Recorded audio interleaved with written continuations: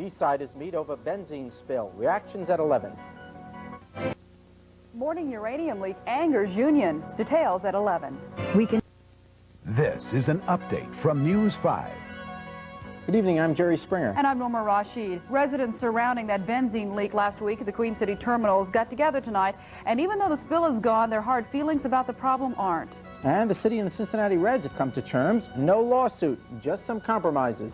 And more lawsuits will be filed at the NLO Plant in Fernald. We'll have all the news, weather, and sports tonight at 11 on News 5.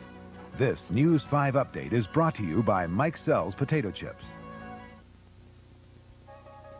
And now, News 5 Tonight with Jerry Springer and Norma Rashid. Weather from Pat Berry and Steve Visiak with sports.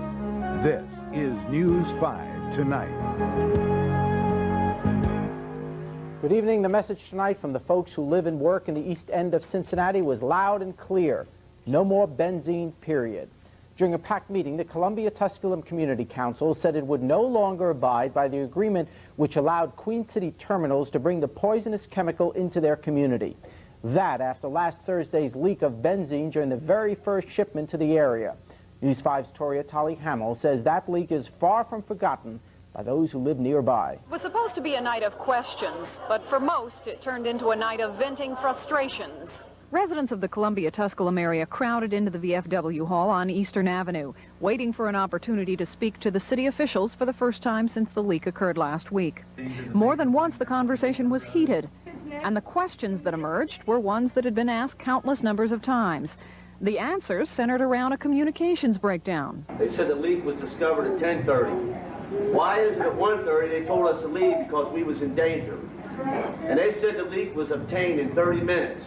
Why at 1:30 did they tell us to leave? When you're up here behind in alligators, it's hard to be objective about It was about 1 o'clock. And they were busy dealing with the spill and the attendant problems to it and notifying the police so that they could take the appropriate action and notifying the community of what was happening in there was lower on their priority list.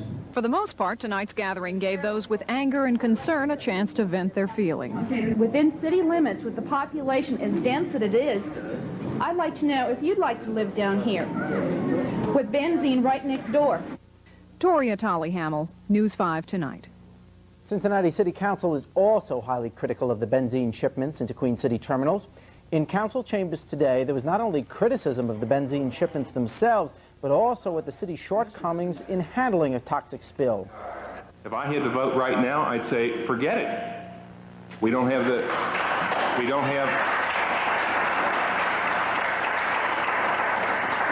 knowledge, we don't have the money, and we don't have the time to fool with it anymore. As for now, council has stopped all shipments of benzene to Queen City terminals until the health and safety of nearby residents can be better guaranteed.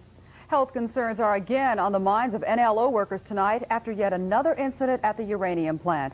Nearly 7 pounds of radioactive dust leaked inside the plant during the third shift early this morning.